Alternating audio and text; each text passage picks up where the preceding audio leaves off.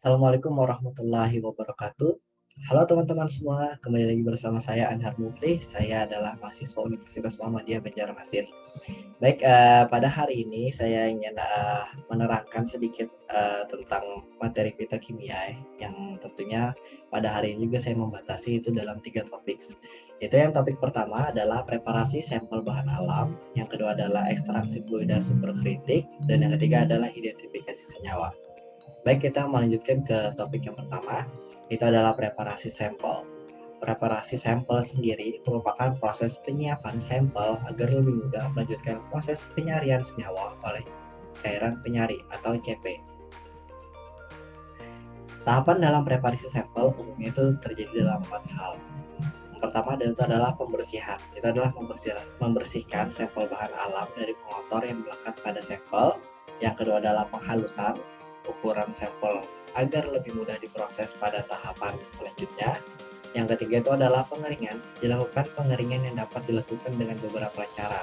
Yang pertama atau yang umumnya itu adalah pengeringan secara alami atau pengeringan udara, yaitu air drying.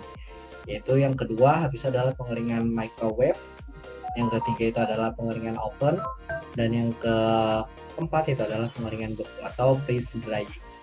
Serta pada tahapan yang keempat itu adalah penyerbukan, yaitu adalah menghaluskan sampel hingga menjadi serbuk agar nantinya sampel ekstraksi akan menjadi lebih maksimal. Contoh preparasi sampel di dalam sebuah jurnal itu yang saya ambil itu adalah dari standarisasi parameter spesifik dan non-spesifik ekstrak etanol daun murbei atau Maurus alba L asal Kabupaten Sopeng, Provinsi Sulawesi Selatan, yang berasal dari Journal of Pharmaceutical and Medicinal Sciences tahun 2016. Itu diterangkan bahwasanya preparasi sampel yang terjadi pada sampel itu pertama daun murbei segar dipisahkan dari kotoran, dicuci bersih dengan air mengalir lalu ditiriskan. Kemudian daun murbei dipotong-potong kecil dan dikeringkan di lemari pengering.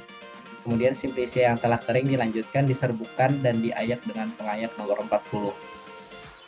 Pengayakan itu dilakukan agar pada sampel yang masih berukuran besar itu dapat dihaluskan kembali atau emang dipisahkan. Seperti misalnya kita kan harus menghaluskan daun murbei. Kenapa dia diayak itu agar dia memisahkan misalnya dari tulang daun seperti itu, agar tidak terikut di dalam nanti di dalam proses selanjutnya itu misalnya adalah ekstraksi.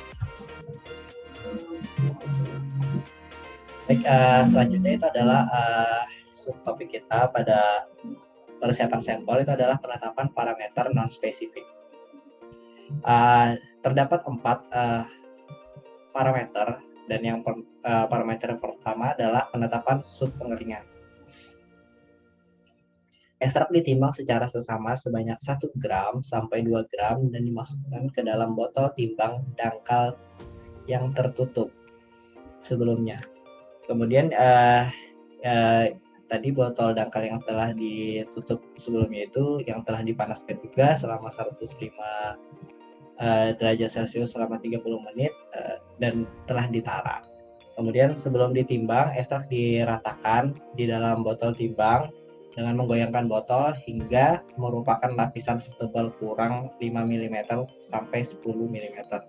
Kemudian dimasukkan ke dalam ruang pengering, dibuka tutupnya, keringkan pada suhu 105 derajat Celcius hingga botol tetap. Sebelum setiap pengeringan, biarkan botol dalam keadaan tertutup mendingin dalam eksiterator hingga suhu kamar. Kemudian keringkan kembali pada suhu penetapan hingga botol tetap. Kemudian selanjutnya adalah parameter yang selanjutnya itu adalah kadar air.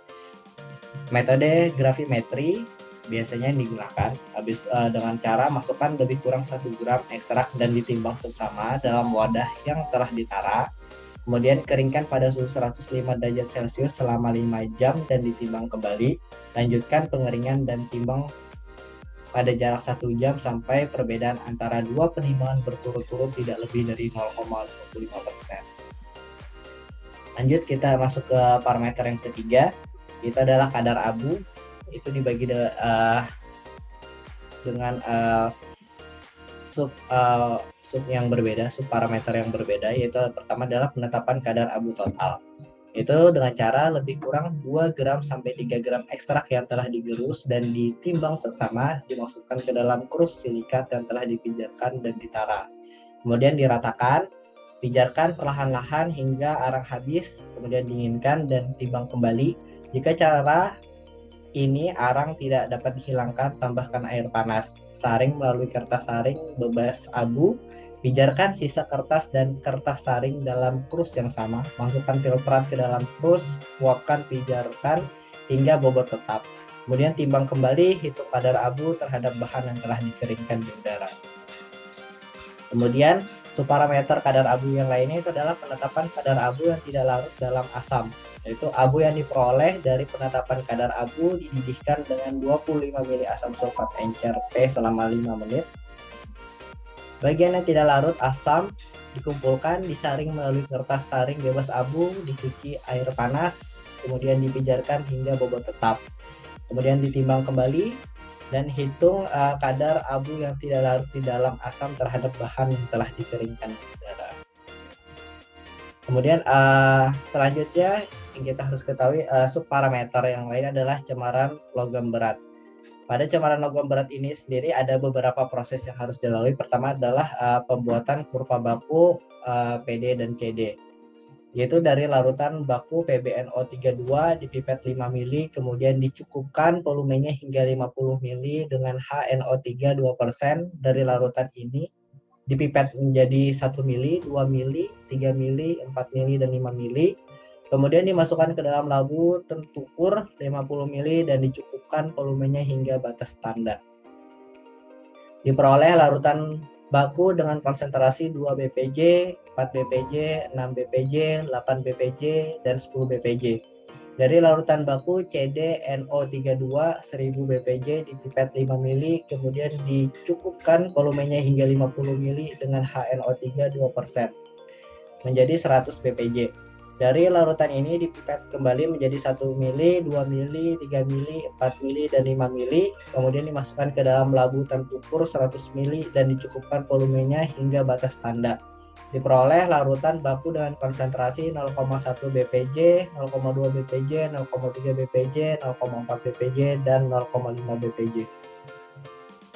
Kemudian tahapan selanjutnya adalah larutan uji, yaitu dengan cara ditimbang dengan teliti 5 gram sampel, kemudian dimasukkan ke dalam beker gelas, kemudian ditambahkan 5 mili HNO3 PA dan 1 mili HClO4 PA, lalu didestruksi pada suhu 200 derajat Celcius sampai diperoleh larutan jernih, kemudian didinginkan dan disaring menggunakan kertas Whatman nomor 40-41.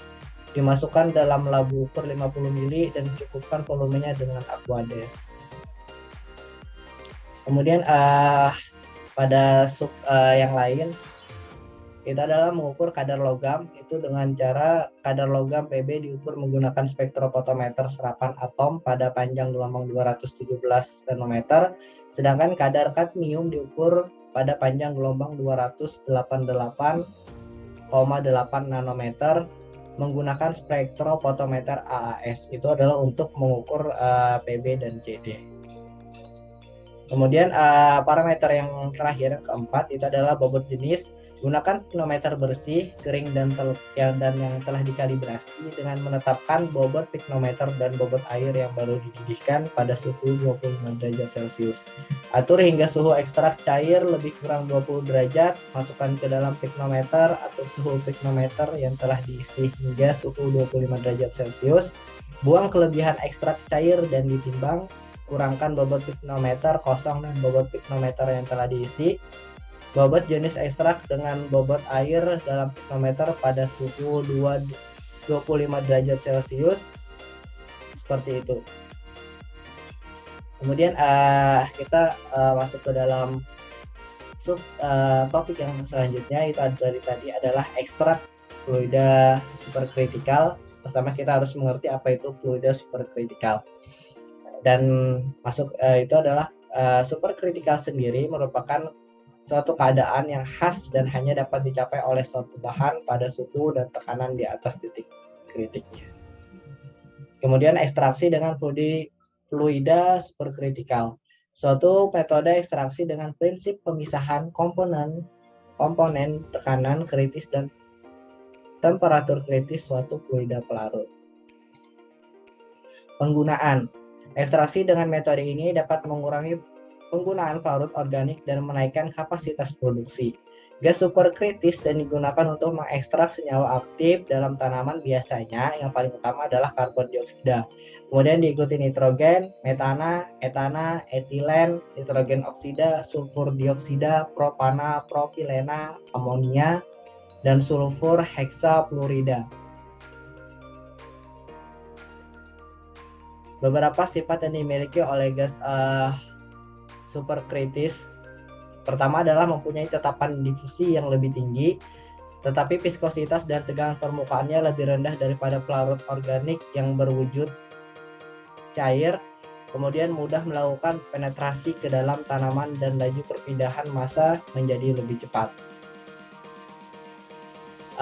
Habis itu kita harus juga mengetahui ya beberapa hal yang kita pelajari dari tadi, itu adalah mengenai ekstraksi fluida superkritis. Yaitu pertama kita harus mengetahui prinsipnya. Prinsipnya itu apa gitu kan? Jadi pertama adalah prinsipnya adalah suatu pemisahan satu atau beberapa komponen di atas titik kritis tekanan dan suhu suatu pelarut murni seperti CO2 seperti itu. Kemudian apa sih pengaruh kenaikan suhu dan tekanan? Secara umum suhu dan tekanan memiliki pengaruh terbesar, namun efek tekanannya lebih langsung ketika tekanannya meningkat. Kepadatan yang lebih tinggi dicapai oleh cairan superkritis. Dengan demikian densitas medium meningkat dan kelarutan zat terlarut akan meningkat. Untuk mendapatkan hasil yang lebih tinggi, proses harus dioptimalkan dengan menggunakan metodologi permukaan respons. Parameter optimum dapat diperoleh.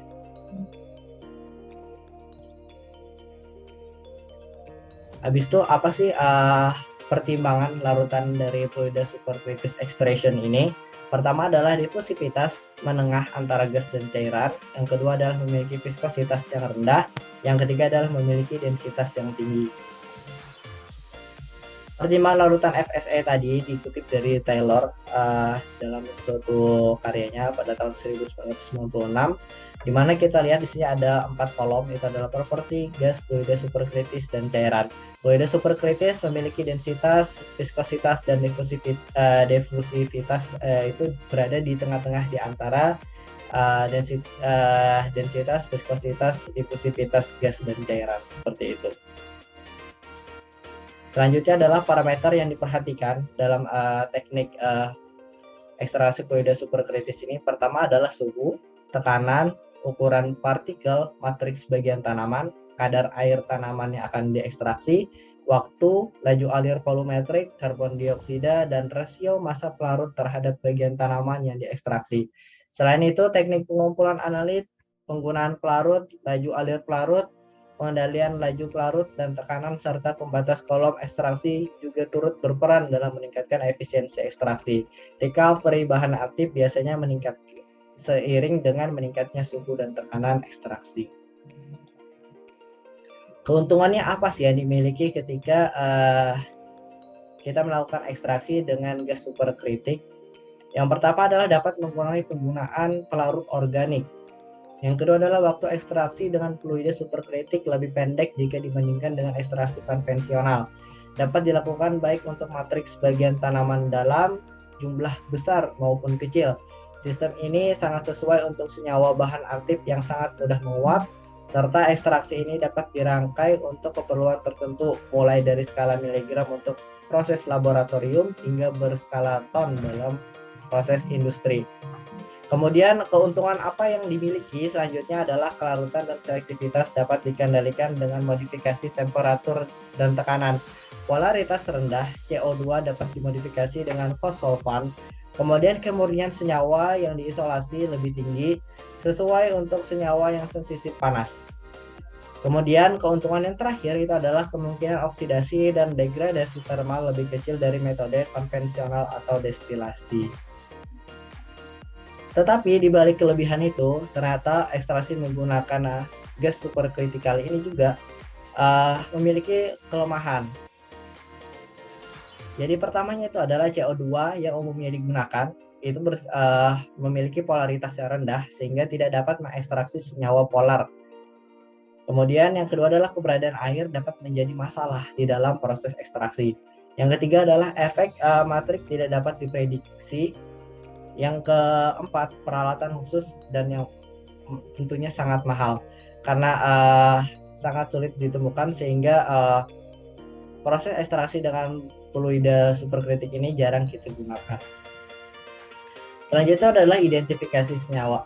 Identifikasi senyawa merupakan bagaimana kita bisa mengetahui suatu senyawa itu berada di dalam tanaman. Apakah senyawa itu bermanfaat atau tidak, dan kita juga mengetahui bahwasannya tanaman tersebut mengandung senyawa apa yang paling banyak. Biasanya seperti itu. Dan di dalam topik ini saya mengambil satu jurnal, yaitu adalah dengan judul identifikasi senyawa alkaloid dari ekstrak metanol kulit batang mangga atau Mangifera indica L. Kemudian selanjutnya di sini kita akan bagaimana sih tahap-tahap identifikasi senyawa itu. Pertama itu kita harus melakukan pengelolaan sampel. Sampel berupa kulit batang mangga M. indica yang berwarna kecoklatan dibersihkan dan dikeringkan dengan cara diangin-anginkan. Kemudian dihaluskan dengan menggunakan palung batu serta metanol hingga terbentuk serbuk. Kemudian dilakukan ekstraksi sebanyak 700 gram sampel serbuk kulit batang tumbuhan mangga M. indica L, kemudian dimaserasi dengan metanol selama 3 kali 24 jam. Setiap 24 jam pelarut diganti dengan yang baru hingga filtrat tidak berwarna. Filtrat kemudian dipisahkan menggunakan evaporator pada suhu 40 derajat Celcius hingga diperoleh ekstrak kental. Kemudian dilakukan screening fitokimia. Kemudian tahapan selanjutnya adalah pemisahan dan pemurnian. Ekstrak metanol yang telah diuji fitokimianya dianalisis dengan menggunakan kromatografi lapis tipis sampai diperoleh pola pemisahan untuk melihat pola noda atau kandungan senyawa. Ekstrak metanol sebanyak 3 gram dipisahkan dengan kromatografi kolom dengan fasa diam silika gel GF60 dan diemulsi berturut-turut. Kemudian hasil pemisahan dianalisis dengan kromatografi lapis tipis untuk melihat pola noda yang sama untuk digabungkan. Hasil kromatografi kolom mempunyai harga RF atau rate of flow dan noda yang sama dikumpulkan sehingga diperoleh fraksi-fraksi utama. Kemudian dilanjutkan dengan identifikasi senyawa hasil isolat dengan menggunakan alat spektrofotometer UV-Vis dan spektrofotometer IR. Tahapan yang selanjutnya itu adalah uji kemurnian. Uji kemurnian dilakukan dengan kromatografi lapis tipis menggunakan beberapa macam eluen. Jika isolat tetap menunjukkan pola noda tunggal, maka dilakukan uji kemurnian dengan menggunakan KLT 1 dan 2 dimensi. Kemudian tahapan selanjutnya adalah identifikasi senyawa dengan spektrofotometer UV-Vis dan spektrofotometer IR. Isolat diidentifikasi menggunakan spektrofotometer UV-Vis dan spektrofotometer inframerah dengan mengetahui golongan senyawa alkaloid apa yang terdapat pada kulit batang mangga atau M. indica L. Kemudian kita harus mengetahui ya dari sejumlah metode yang digunakan. Kita harus mengetahui spektrofotometer UV-Vis itu apa prinsip kerjanya dan apa prinsip kerja dari spektrofotometer inframerah. Prinsip kerjanya untuk spektrofotometer UV-Vis itu adalah berdasarkan penyerapan cahaya atau energi radiasi oleh suatu larutan.